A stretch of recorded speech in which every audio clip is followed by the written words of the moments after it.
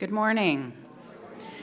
Welcome to Shawnee Mission Unitarian Universalist Church.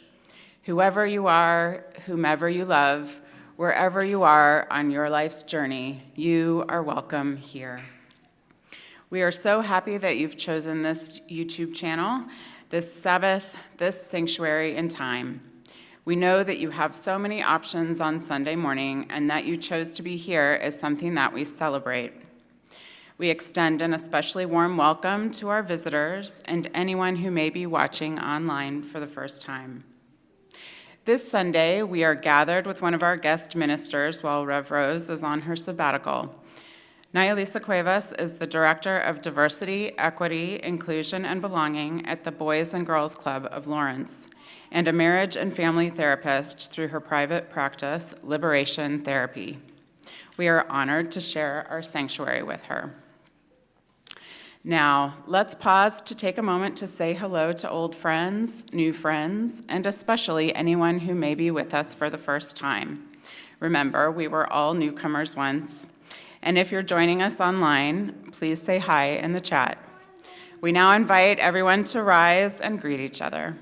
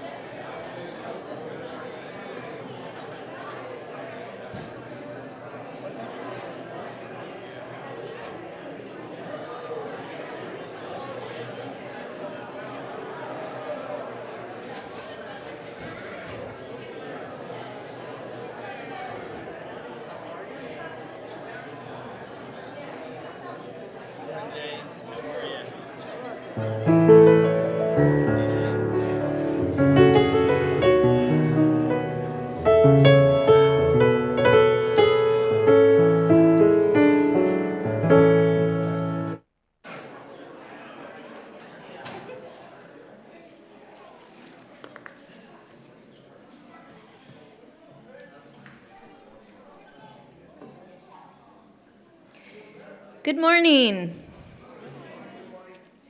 Today I have just a couple of announcements. Our high school youth have been invited to their first Youth Con at the UU Church of Columbia, Missouri on Friday, April 5th through the 7th. Youth Cons are a wonderful opportunity for our youth to meet other UU youth in our region and engage in fun activities centered around our UU values. If your high school youth is interested in attending, please reach out to our youth leader, Kevin Roberts, or myself.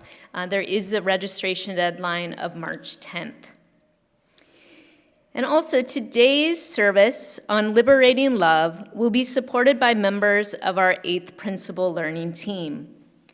The 8th Principle seeks to build a diverse, multicultural, beloved community by dismantling racism and other oppressions in ourselves and our institutions. We are grateful for this opportunity to share readings and reflections that emphasize the liberating journey of anti-racism.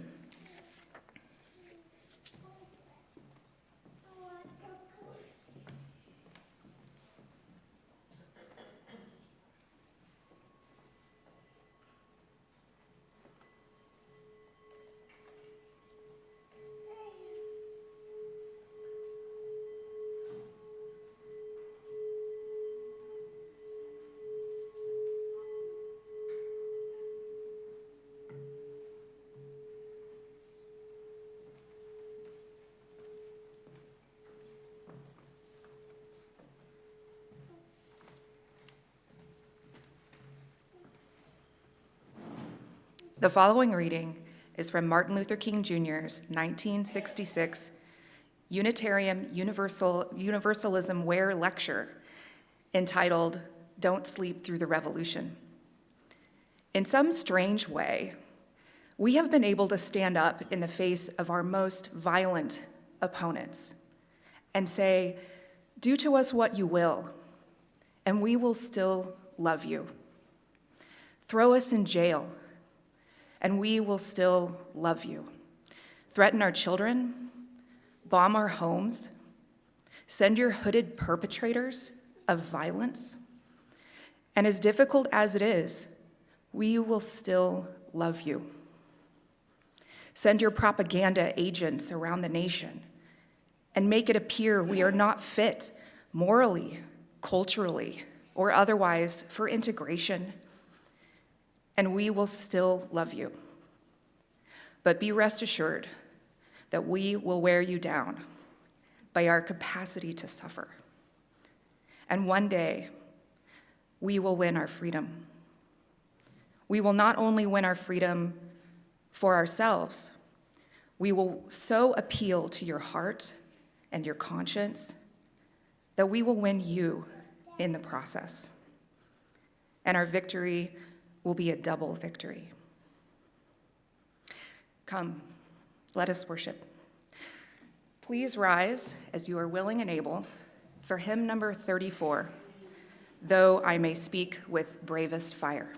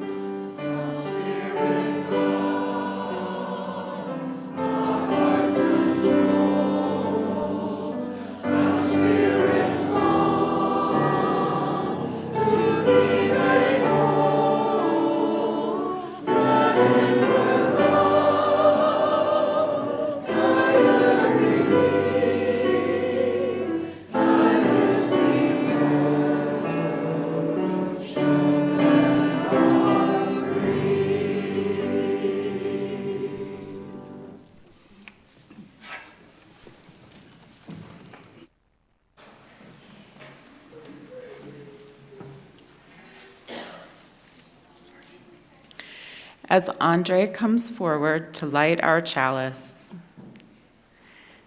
we invite you to join us as we recite our covenant. Let us affirm that love is the doctrine of this church, the quest for truth is its sacrament, and service is its prayer. To dwell together in peace, to seek knowledge in freedom, to serve humanity in fellowship, to the end that all souls shall grow into harmony with the divine. Thus do we covenant with one another.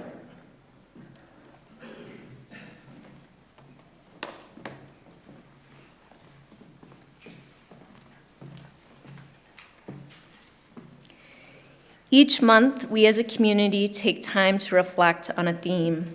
The children do this in their classes, and adults do it in their small groups and as part of our Sunday service. This month, the theme is Liberating Love. I recently had the pleasure of reading James Baldwin's essay, My Dungeon Shook, with many of you. This essay is a letter Baldwin wrote to his nephew in 1962 on how to survive in America. In order to survive, he told his nephew, you must accept white people with love, the kind of love that will release them from a history and culture of superiority that they do not understand, a love that will awaken them, as Dr. King said, for us to stay awake, don't sleep, to awaken us to see ourselves as we really are. He said, love is their only hope. The following is part of my story of a liberating love. 10 years ago, I was in grad school, and I signed up for a course examining the work of Brazilian philosopher and educator Paulo Freire. I had read Freire's book, Pedagogy of the Oppressed, and was excited to dive deeper into his philosophy of liberation, where students don't just learn to read, but they learn to read their world with a critical consciousness. I wanted to create learning experiences like that for my students. I remember the first day of class. At the start of my class, my professor, visiting from Brazil, asked us, what happened on September 11th? My classmates looked around at each other a bit confused. What a strange question. Of course we all know what happened on September 11th. When someone finally spoke up, he said, no, September 11th, 1973. Silence. I became uncomfortable because I felt like I should know. My dungeon shook. He shared with us how our federal government helped overthrow the democratically elected Socialist Party in Chile in a military-backed coup d'etat, which ushered in an authoritarian dictatorship. Tens of thousands of people became political prisoners. Coup d'etat?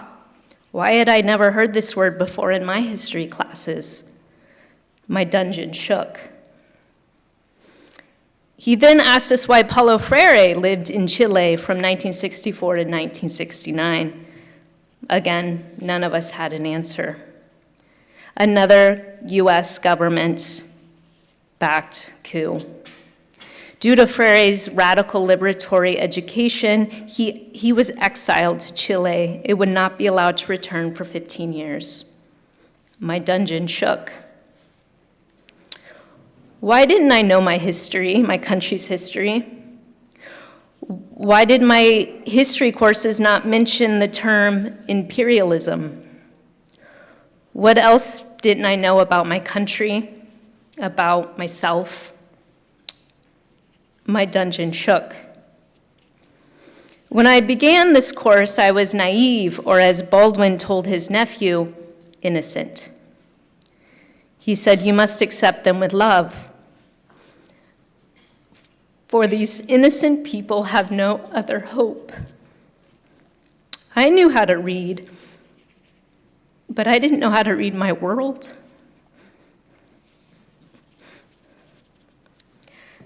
My professor showed me so much love that summer and taught me how to read my world, the history and culture I was born into with a critical consciousness. A culture that tells me that our country is exceptional, that everyone has the same opportunities if you just work hard enough, that tells me that I got here by my own hard work alone, not generations of advantages. I began examining my own daily experiences, where I chose to live, what I chose to read, where I felt comfortable. Most often, comfort meant whiteness. After that summer, I was committed to returning to my biology classroom and teaching my students how to develop their own critical consciousness.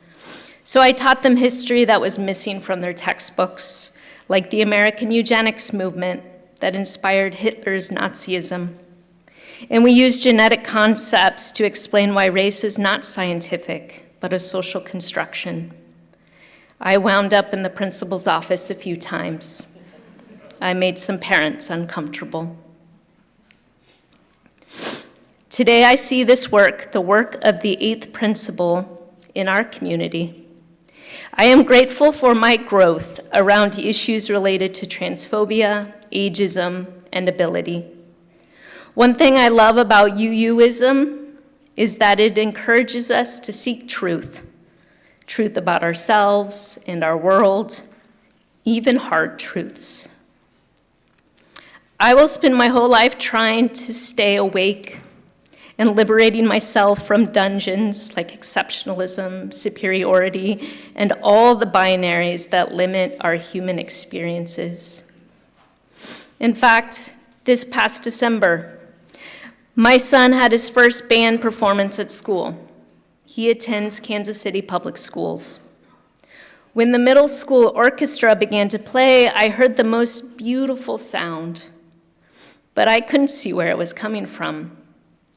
And then I saw that this music was being created by a tall black boy. I found myself surprised. And then I found myself uncomfortable because I was surprised. My discomfort brought questions. Why was I surprised to see a tall black boy play classical music? I know this school is made up of predominantly black and brown children. I began reading my world, a world where black boys are often portrayed in the media as thugs who listen to hip hop, not classical. And tall black boys don't play in orchestras, they play basketball. I felt shame for reducing this child to a stereotype and not seeing his full humanity and potential. A lot of people stop learning when they feel discomfort. But I have learned that this discomfort is just my critical consciousness stirring me awake.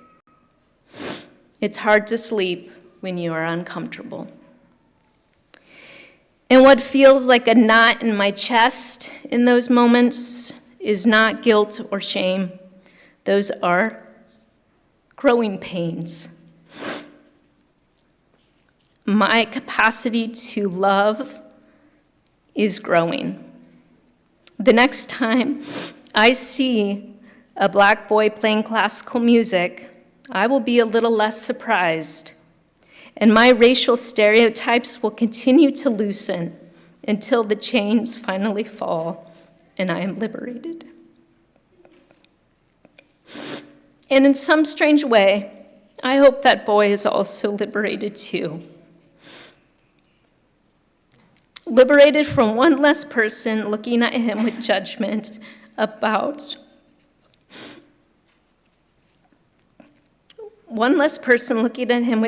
about what a black boy can and cannot be. Maybe he too is a little freer to reach his full humanity. Thank you.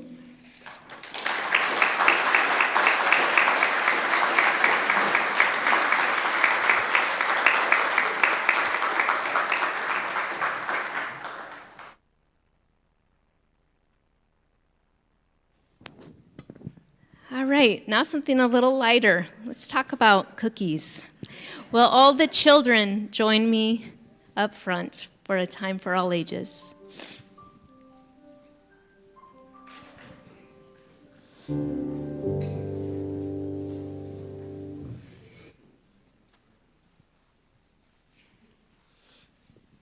right, welcome. We have a few more coming up here. Welcome, Warners and Robert and Evan and Andre. So good to see you guys. Raise your hands if you ever watch the news on television. Yeah, of course you do. Lately, it seems like anytime I try to watch the news, I turn it off pretty quickly because it seems like so many people and our earth are experiencing some really difficult times. I try to stay informed by reading the news instead, but even that feels like much sometimes. When I was younger, like you all, I would often feel so overwhelmed by the difficulties we face that I wondered if the love I have to share with my community is enough. Now that I'm a parent to a kid that is your guys' age, I know that the love we share is enough, even as kids. I want to tell you a story about my son, who found an activity that he loves and how he started sharing that love with his community. This year, my son began asking me if he could learn how to bake. Raise your hand if you like to bake. Yeah? What do you guys like to bake? Pancakes? Yum. You bake peanut butter and jelly? I haven't tried that. At my school I did. At my old school. Nice. Yes. Pancakes? Cookies. Yeah, I like cookies too. And so, yeah, he started, he makes pancakes and bakes cookies as well. And this Christmas, he asked for a stand mixer. And I was like, yes, we are both going to win with this Christmas present. I've never had one either. And he got a stand mixer, and he bakes almost every day. He's made eclairs, chocolate meringue cookies, stuff I had to leave Aurora, Missouri to try, and so I am super grateful for that. His desserts are wonderful, but you know what's even more wonderful about his desserts? He actually enjoys sharing them more with other people he loves than eating them himself. And so he started asking me if he could pack some of his desserts in his school lunch for his table. He sits with a table of 3 other friends. And this year, there's a new kid in his class. His name is Batista. He moved to the U.S. from Peru. Can you imagine moving to a country with a different climate and language and food and other traditions? That'd be pretty hard, wouldn't it? That'd be probably difficult at times. And recently, when I asked my son about school, he mentioned Batista. He had stories about them playing at recess, making an art project. And so I asked him about this friend and how they got to know each other. And my son told me that he and Batista started hanging out after he started sharing his desserts with him at his lunch table. They started talking to each other about their favorite desserts, and then my son learned that Batista also loves anime. Turns out they have a lot in common. Abel's love of baking and sharing his desserts led him to make a new friend. And I'm sure Batista is also happy to have a new friend who shares yummy desserts with him. When I asked Abel if I could share this story about him, he said, "Only if I can make some cookies for the children at your church." So I brought some with us that we can eat. So I want us this week, think about something that you love. I'm just even looking around. Tina loves art, and she shares it with us all the time. What a great expression of her love. Think about something you love and what you can share with your community, because guess what? It's enough to change the world. All right, let's go to our classes and eat some cookies.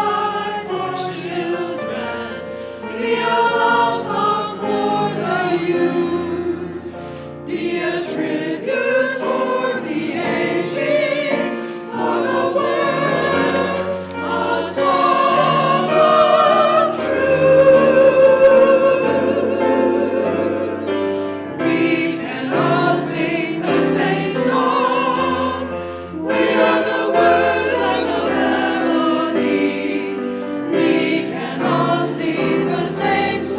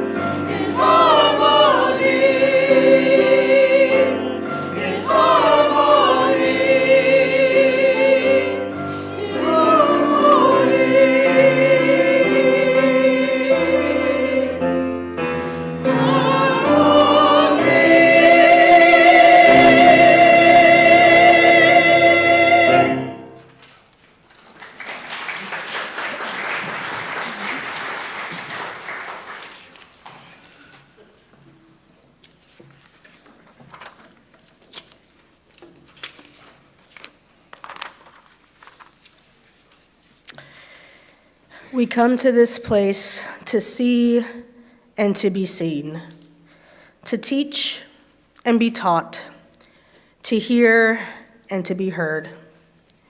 We also come to this place to share our joys and sorrows. If you have a joy or a sorrow to share, I now invite you to come forward and light a candle. You can share what's in your heart or on your mind in 1 or 2 sentences. You can share with a single word, or you can share in silence and simply light a candle.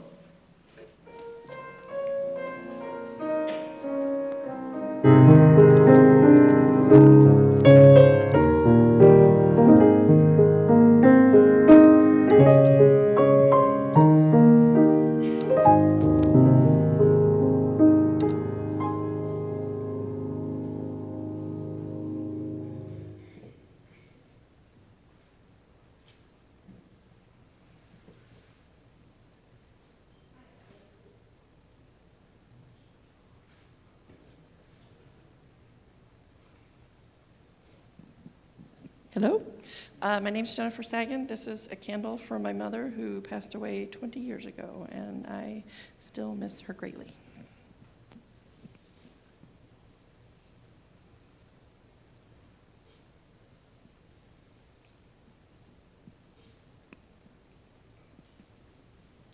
Candle of joy for my sister Rebecca and her partner Chris, and my nephews Paul and Phil for joining us here today. So glad to have you here.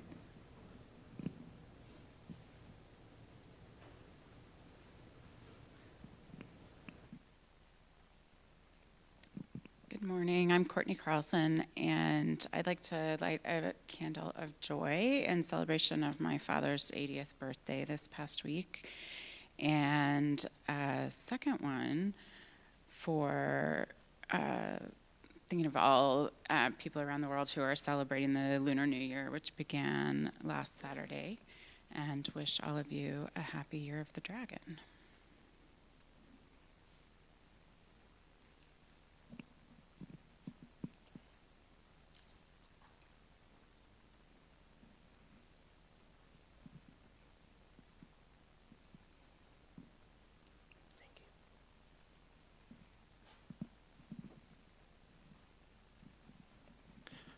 Chuck Burgee. I'm lighting a candle of joy for my granddaughter who is a senior in high school and took first place in her overall in her gymnastics meet this last Friday.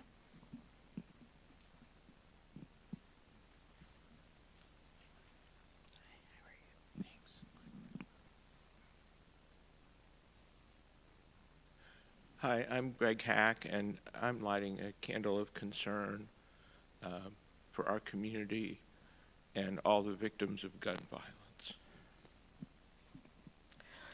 And I'm Naya, and I light a candle of sorrow for my uncle Louis, who passed away on Friday. And I light the remaining candles for all the joys and sorrows that remain in the silent sanctuaries of our hearts.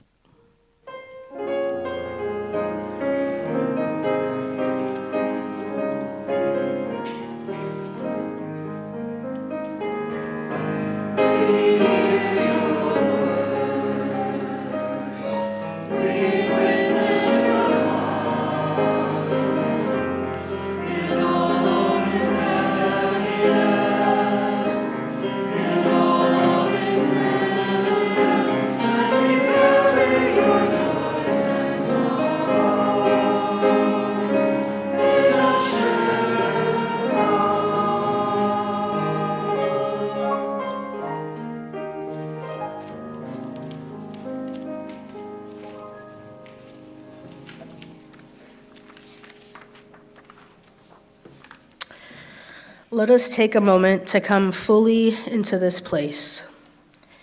Now, reach over and nudge the person sitting next to you. We're here together, gathered in peace and authenticity and intention. Put your feet flat on the floor and take a deep breath. Close your eyes if you feel comfortable, and relax into your chair.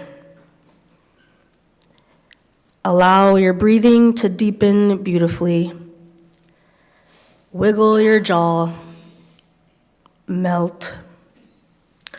Notice an area that is tense or tight and embrace it. And say, relax. It's okay to relax.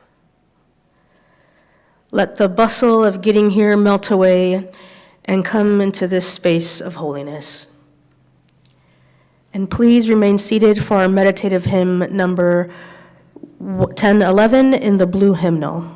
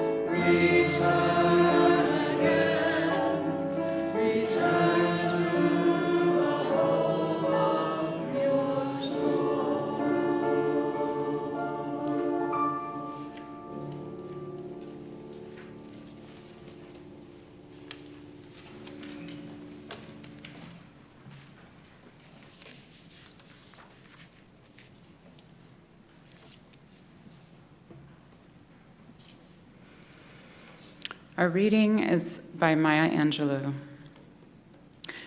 We, unaccustomed to courage, exiles from delight, live coiled in shells of loneliness, until love leaves its high holy temple and comes into our sight to liberate us into life. Love arrives, and in its train come ecstasies, old memories of pleasure, ancient histories of pain. Yet, if we are bold, love strikes away the chains of fear from our souls. We are weaned from our timidity in the flush of love's light. We dare be brave. And suddenly we see that love costs all we are. Yet it is only love which sets us free.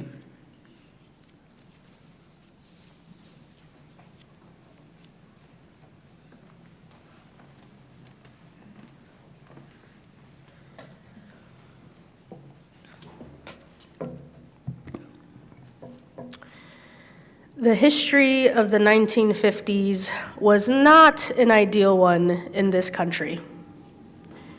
As some might recall, the civil rights movement was starting to emerge.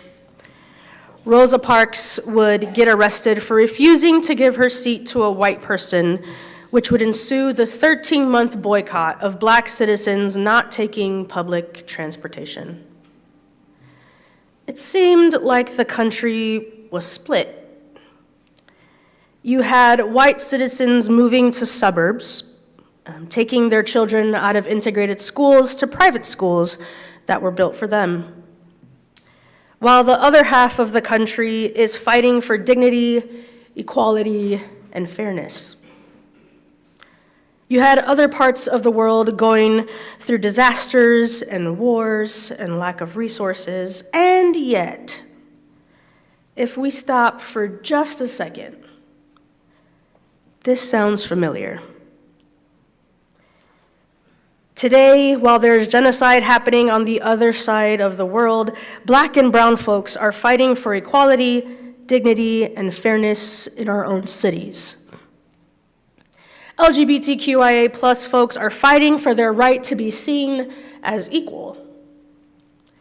Political tensions are high as this country enters into another election year. People in our very own communities were shot at an event just 20 minutes away from here that was supposed to be celebratory, going back to back,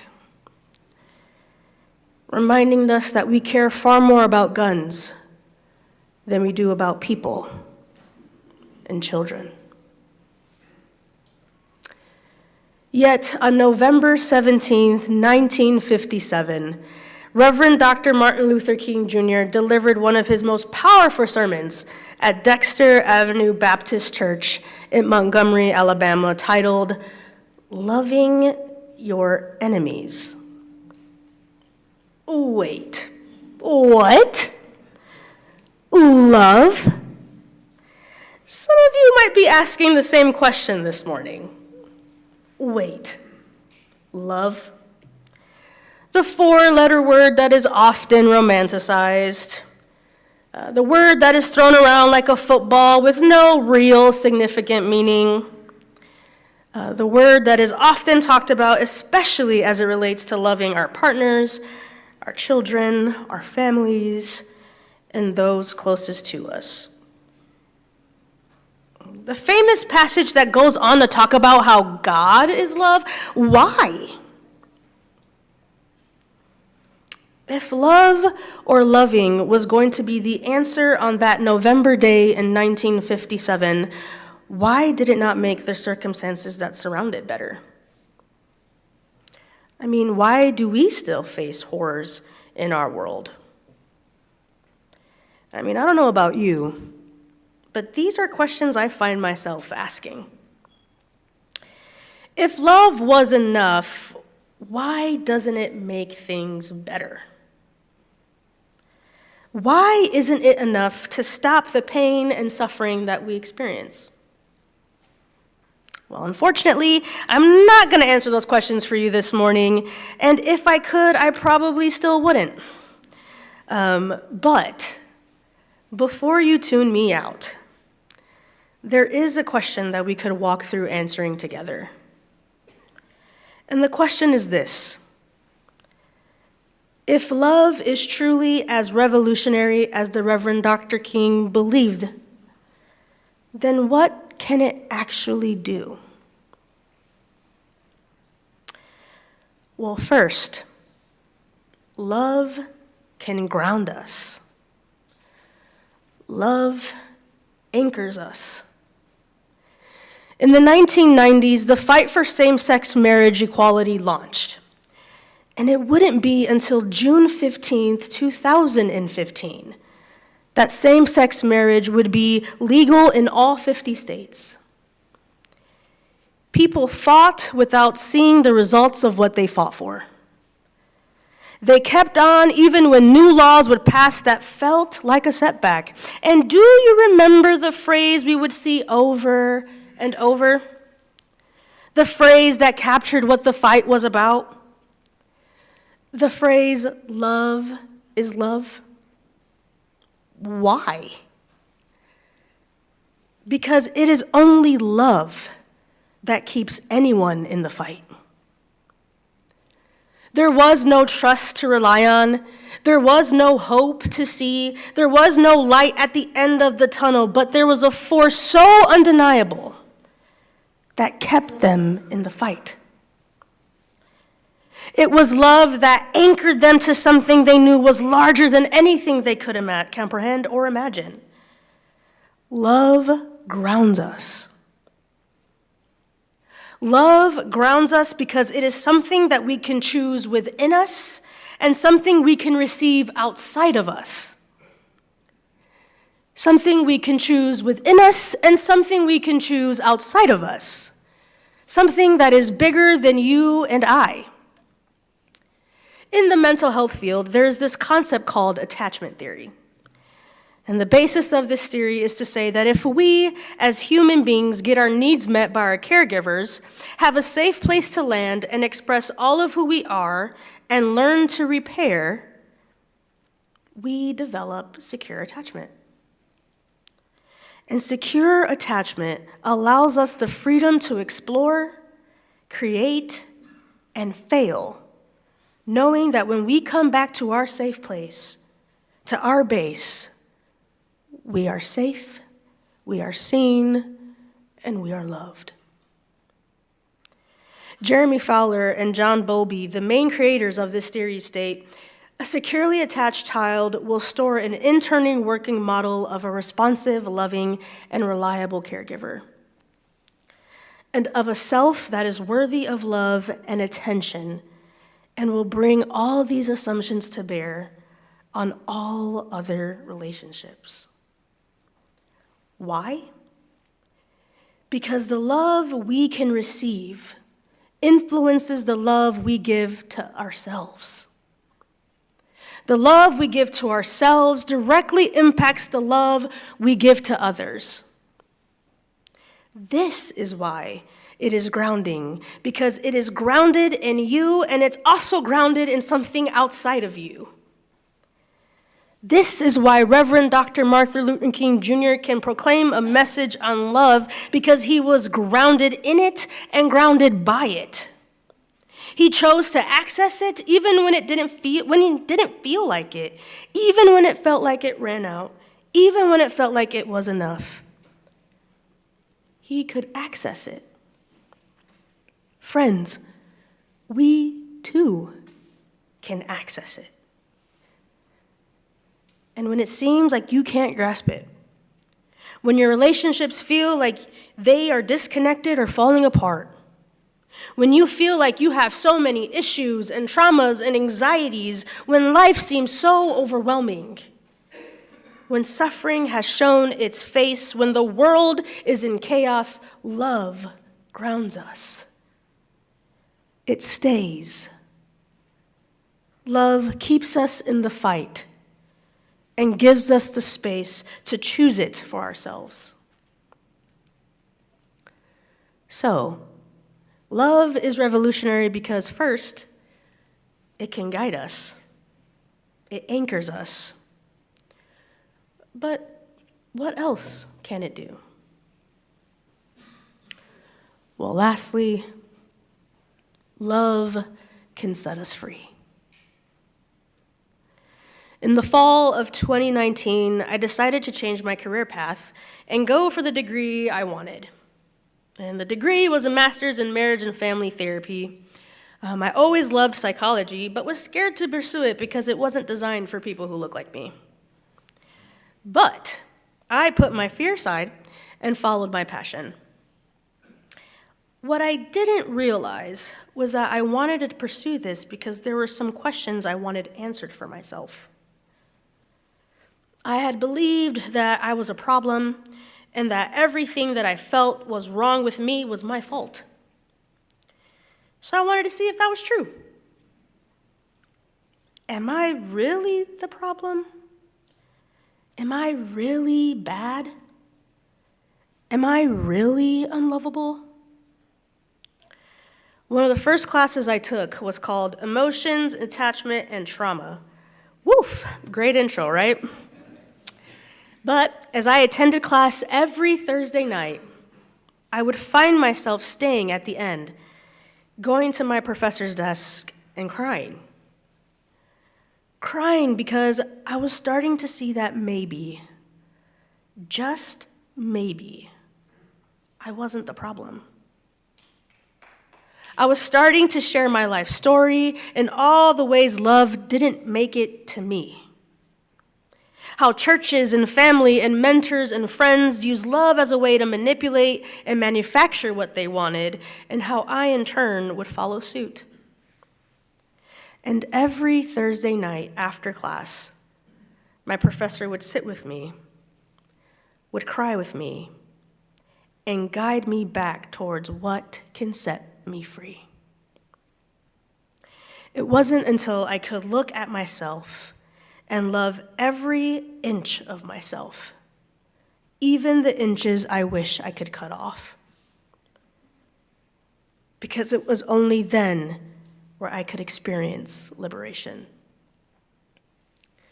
As Maya Angelou stated in her poem we read earlier, and suddenly we see that love costs all we are and will ever be. Yet it is only love which sets us free. Love costs us seeing ourselves differently in order to be free. And I believe that if every human believed that they were lovable and entitled to beauty just because they merely existed, it would change the world as we know it. Why? Because I've experienced love's transforming power when I was able to believe that, yes, I am worthy to be free.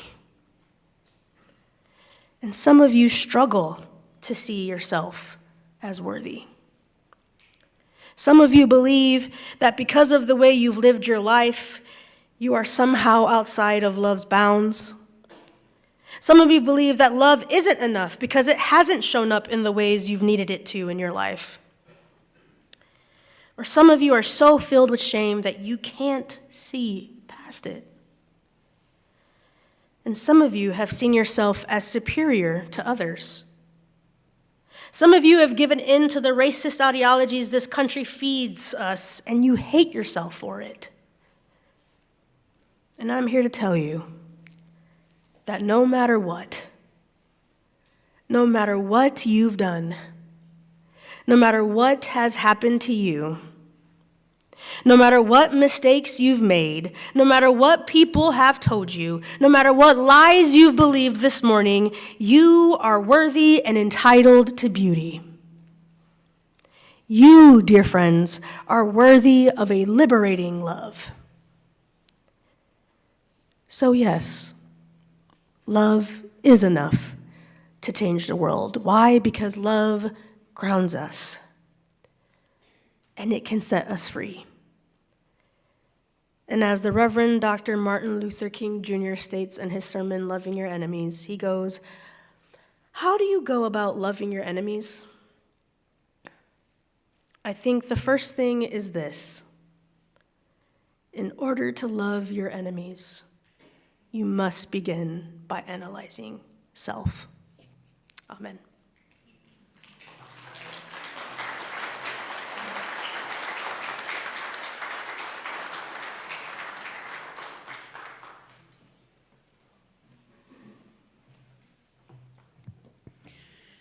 The work of the church depends on us, our generosity of time, wisdom, and financial resources.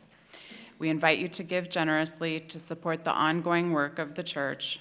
The offering will now be given and received in grateful appreciation of our shared values.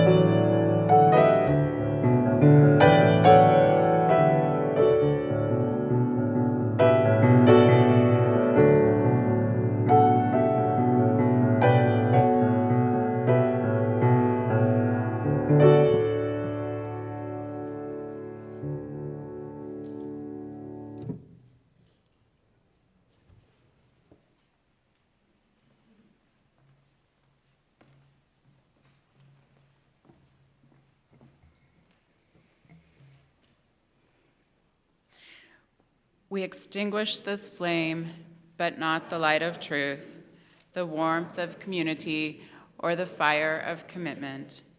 These we carry in our hearts until we are together again. Please rise as you are willing and able for our closing hymn, number 95, There is More Love Somewhere.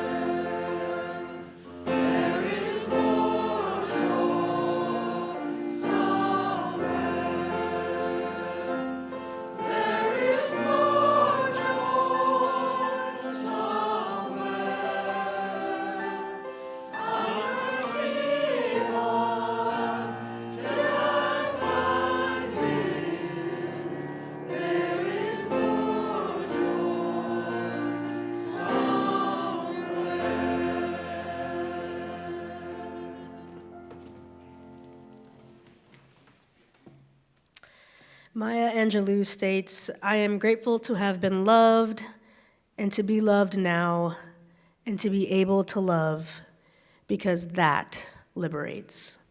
May love liberate you this week. Go in peace.